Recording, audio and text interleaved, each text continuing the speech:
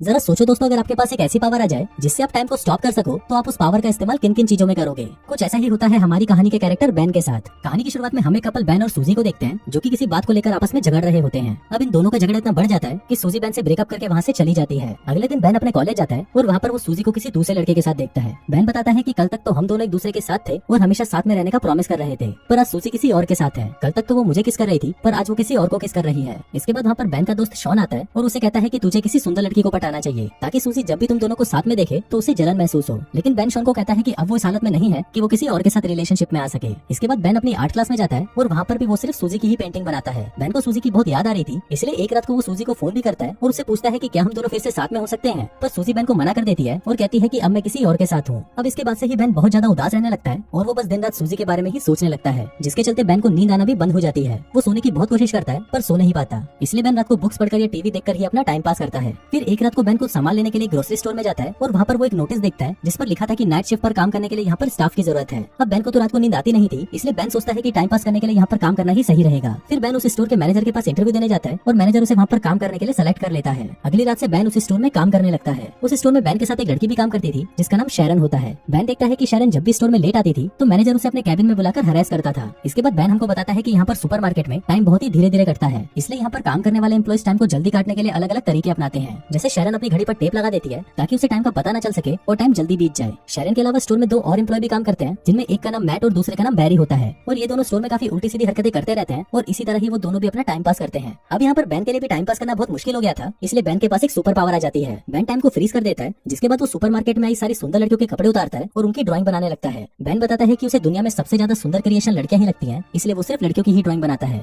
अब बेन ऐसे ही लड़कियों की ड्राइंग बनाकर अपना टाइम पास करता था, और जब बेन टाइम को वापस नॉर्मल करता तो बहुत सारा टाइम बीत जाता था और इसी वजह से बेन को स्टोर में ज्यादा काम भी नहीं करना पड़ता था। अब ऐसे ही कुछ दिन बीत जाते हैं और फिर एक दिन जब बेन काम पर आता है तो वहाँ शैरन भी उसके पास आती है। फिर बेन अपने लॉकर में से एक सैंडविच निकालता है तो उसे देखकर शैरन कहती है कि उसे बहुत भूख लग रही है, तो क्या वो ये सैंडविच खा सकती है। अब बेन उसे हाँ बोल देता है और शैरन को वो सैंडविच खिला देता है। शैरन जब वो सैंडविच खा रही थी तो बेन उसे देख रहा होता है और बेन के मन में शैरन के लिए फीलिंग्स जागने लगती है। इसके बाद बेन स्टोर में आता है तो वहाँ पर उसे बैरी और मैट मिलते हैं। फिर वहाँ पर मैट बेन को कहता है कि आज रात को वो शैरन के साथ मूवी देखने जा रहा है, जिसके बाद वो शैरन के साथ इंटीमेट होगा। अब ये सुनकर बेन को बहुत बुरा लगता है और वो सोचता है कि जब भी वो किसी लड़की को पसंद करता है तो वो लड़की उसे छोड़कर चली जाती है। बेन बताता है कि जब वो छोटा था तो वो एक लड़की को पसंद करता था, पर वो उसे कभी भी अपने दिल की बात नहीं बता पाता था। एक दिन उस लड़की का हाथ टूट गया और उस पर प्लास्टर चढ़ गया। फिर जब वो प्लास्टर उतारा गया तो उस लड़की के हाथ पर बहुत सारे बाल आ गए। अब ये देखकर स्कूल के सभी लड़के उसे चिढ़ाने लगे। फिर एक दिन बेन उस लड़की के पास आता है और उसे कहता है कि तुम जैसी भी हो मुझे बहुत ही सुंदर लगती हो, क्या तुम मेरी गर्लफ्रेंड बनोगी। अब ये सुनकर वो लड़की खुश हो जाती है और उसे हाँ कर देती है। इसके बाद वो लड़की बेन को स्कूल के पीछे ले जाती है और उसे किस करने की कोशिश करती है, पर बेन उसे किस नहीं करता और उठकर वहाँ से चला जाता है। बेन उस लड़की को कहता है कि कल सेम टाइम पर इसी जगह पर आना, जिसके बाद हम दोनों किस करेंगे। अब अगले दिन बेन उसी टाइम पर स्कूल के पीछे आ जाता है, पर वो देखता है कि वो लड़की तो वहाँ पर नहीं आती। जिसके बाद अगले दिन उसे स्कूल में पता चलता है कि वो लड़की ने स्कूल छोड़ दिया है और वो हमेशा के लिए अंटार्कटिका शिफ्ट हो गई है। इसके बाद हम स्टोर मैनेजर को देखते हैं, जो कि बेन और बाकी के एम्प्लॉइज को अपने पास बुलाता है और कहता है कि कल हमारा एक फुटबॉल मैच है।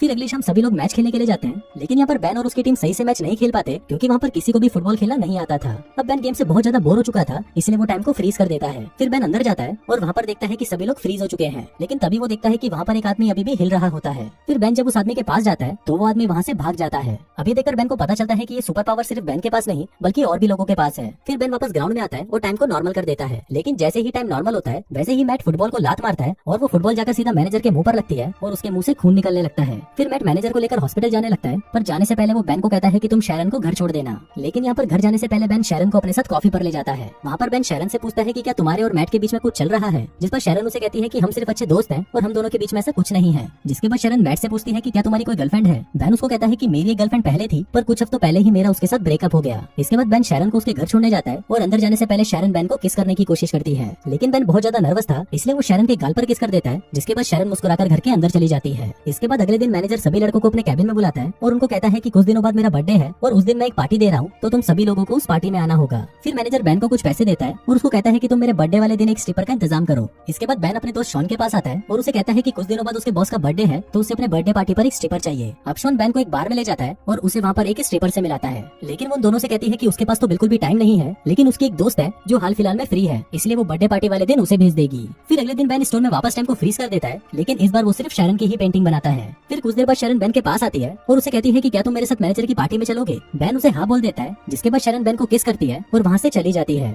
अब जब से शैरन ने बेन को किस किया था उसके बाद से ही बेन को रात में बहुत अच्छी नींद आने लगती है। फिर अगले दिन मैट और बैरी बेन को फोन करके उसके साथ एक प्रैंक करते हैं। मैट बेन को कहता है है कि वो एक आर्ट गैलरी से बोल रहा है और उसे बैन की ड्राइंग्स बहुत ज्यादा पसंद आई है, इसलिए वो कल बैन से मिलना चाहता है। अब ये सुनकर बैन बहुत ज्यादा खुश हो जाता है, जिसके बाद वो शैरन को लेने उसके घर जाता है और फिर वो दोनों साथ में मैनेजर की पार्टी में जाते हैं। वहीं पार्टी में बैन को उसकी एक्स गर्लफ्रेंड सूजी भी मिलती है। वहीं शैरन बहुत ज्यादा सुंदर लग रही थी, इसलिए सूजी बैन को उसके साथ में देखकर जलन महसूस करने लगती है। थोड़ी देर बाद पार्टी में स्ट्रिपर आ जाती है और शॉन उसे देखकर पहचान जाता है कि ये तो उसके बचपन की दोस्त है। जिसके बाद शॉन उसे अपने साथ डेट पर चलने को पूछता है, तो वो स्ट्रिपर भी उसे हाँ कर देती है। इसके बाद मैनेजर शैरन के पास आता है और उसे अपने साथ इंटीमेट होने को कहता है, लेकिन शैरन मैनेजर को मना कर देती है और उसे गालियां देकर वहाँ से चली जाती है। दूसरी तरफ बैन वॉशरूम के लिए जाता है तो उसे वहाँ पर सूजी मिलती है। सूजी बैन को कहती है कि उसे गलती हो गई और वो बैन के साथ वापस रिलेशनशिप में आना चाहती है। अभी बोलकर सूजी बैन को किस करने लगती है, पर बैन सूजी को खुद से दूर कर देता है और कहता है कि अब मैं शैरन से प्यार करता हूँ। नीचे शैरन बैन और सूजी को किस करते हुए देख लेती है और वहाँ से जाने लगती है। अभी देखकर बैन टाइम को फ्रीज कर देता है और शैरन के पास आता है। अब बैन को समझ नहीं आ रहा था कि वो शैरन को क्या बताए। हम देखते हैं कि उसे टाइम को फ्रीज करे हुए 2 दिन हो गए थे, पर अभी भी उसके पास शैरन को देने के लिए कोई जवाब नहीं था। फिर बैन वापस टाइम को नॉर्मल कर देता है और शैरन वहाँ से चली जाती है। इसके बाद बैन शैरन को मनाने उसके घर जाता है, पर शैरन बैन पर चिल्लाने लगती है और उसे अपने घर से बाहर निकाल देती है। अब इसके बाद से ही बैन वापस उदास रहने लगता है और उसको नींद आना भी वापस बंद हो जाती है। कुछ दिनों बाद बैन उसी आर्ट गैलरी में जाता है जहाँ से उसे कॉल आया था। फिर वो मैनेजर को कहता है कि आपने मुझे यहाँ पर मेरी पेंटिंग्स देखने को बुलाया था। अब ये सुनकर मैनेजर कहता है कि मैंने तो तुमको कोई कॉल नहीं किया, और तब बैन को समझ आता है कि उस दिन फोन पर मैट था और वो उसके साथ मजाक कर रहा था। फिर बैन उस मैनेजर को सॉरी बोलकर वहाँ से जाने लगता है, पर वो मैनेजर बैन को कहता है कि जाने से पहले मुझे तुम्हारी पेंटिंग्स देखनी है। फिर मैनेजर जब उन पेंटिंग्स को देखता है तो वो उसे बहुत ज्यादा पसंद आती है। फिर मैनेजर बैन को कहता है कि कल तुम मुझसे अपॉइंटमेंट लेकर मिलना, हम तुम्हारी इन पेंटिंग्स की एग्जीबिशन लगाना चाहते हैं। अब ऐसे ही कुछ दिन बीत जाते हैं और फिर एक दिन शैरन के घर पर एक इन्विटेशन कार्ड आता है जो बैन ने उसे भेजा था। इसके बाद हम बैन को देखते हैं जो कि अपनी पेंटिंग्स की एग्जीबिशन में होता है। वहाँ पर एक अमेरिकन पेंटर भी थी और वो बैन के पास आकर उसकी पेंटिंग्स की तारीफ करने लगती है। जिसके बाद वो बैन को कहती है कि तुम्हें अपना शो अमेरिका में भी करना चाहिए। अभी सुनकर बैन को याद आता है कि शैरन को भी अमेरिका घूमने का बहुत मन था। जिसके बाद वो उस पेंटर को अमेरिका आने के लिए हाँ कर देता है। इसी दौरान वहाँ पर शैरन भी आ जाती है और वो वहाँ पर अपनी पेंटिंग्स को देखकर बहुत खुश होती है। इसके बाद वो बैन के पास आती है और बैन उसे सॉरी कहता है, जिस पर शैरन भी उसे माफ कर देती है। फिर बैन उससे पूछता है कि क्या तुम मेरे पे ट्रस्ट करती हो, तो शैरन उसे कहती है कि हाँ, मैं तुम पर ट्रस्ट करती हूँ। इसके बाद वो शैरन को आंख बंद करने को कहता है और जब वो उसे किस करता है तभी वो वहाँ पर टाइम को फ्रीज कर देता है। अब जब शैरन ये सब देखती है तो वो बहुत ज्यादा हैरान हो जाती है। इसके बाद वो दोनों बाहर आते हैं और वहाँ पर एक दूसरे को किस करने लगते हैं और इसी के साथ ही ये कहानी यहीं खत्म हो जाती है।